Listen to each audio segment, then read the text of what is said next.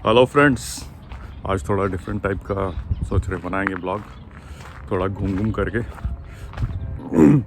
ये हमारे घर के आसपास का इलाका है। यहाँ पे एक बहुत खूबसूरत लेक है। देखिए, आपको दिखाते हैं। ये देखिए, ये लेक है इधर। तो आज बात करते हैं कि इंडियन क्रिकेट में ऐसा माहौल क्रिएट हो गया बिकॉज बीसीसीआई इतना स्ट्रांग है और बीसीसीआई ही सारे प्लेयर्स को ऑलमोस्ट एम्प्लॉयमेंट देता है, इनडायरेक्टली और डायरेक्टली। और ये भी है कि अगर कोई बीसीसीआई या कैप्टन या बड़े प्लेयर के अगेंस्ट कुछ बोलता है तो फिर वो बंदा जो है वो काफ़ी नज़र पे आ जाता है कि ये काफ़ी इनको साइडलाइन किया जाए। जैसे संजय मंजरेकर ने बोल दिया कुछ कुछ, तो अब वो कमेंट्री टीम में नहीं है। और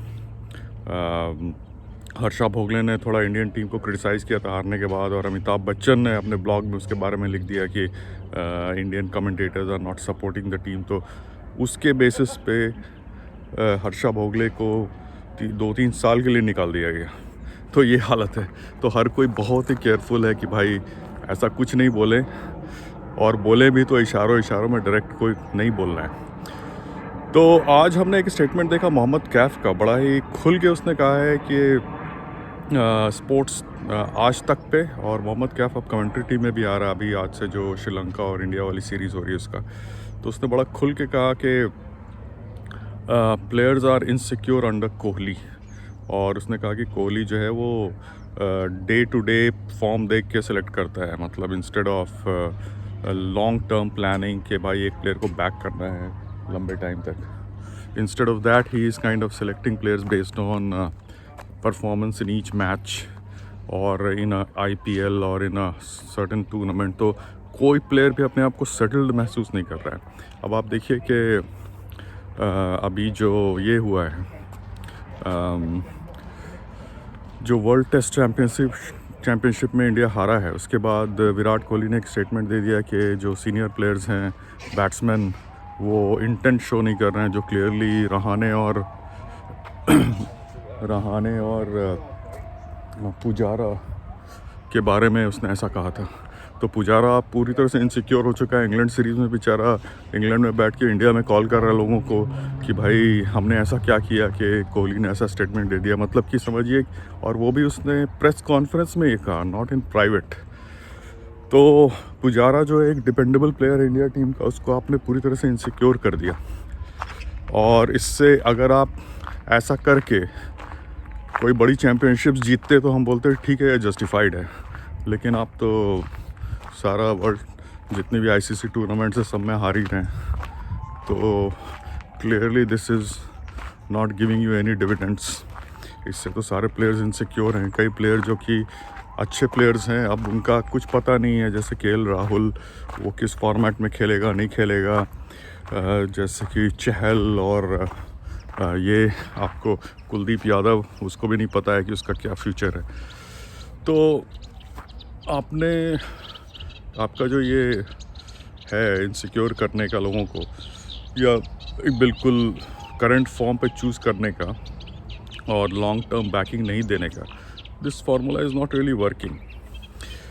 अब देखिए, जब ये जो पॉलिसी थी इसकी, सौरव गांगुली की और धोनी की, तो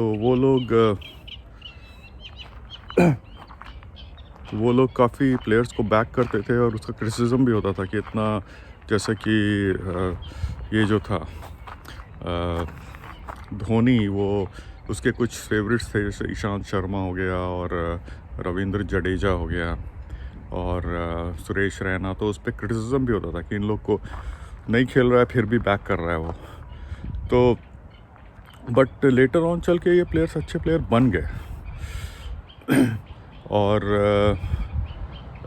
तो ये पॉलिसी जो थी, और सेम गांगुली ने भी अपनाया। गांगुली ने भी कुछ प्लेयर्स को बैक किया, जैसे हरभजन सिंह, युवराज सिंह, ज़हीर खान, सहवाग को तो उसी ने ओपनर बनाया, और भी कई प्लेयर्स जो कि लेजेंड्स बन गए गेम के।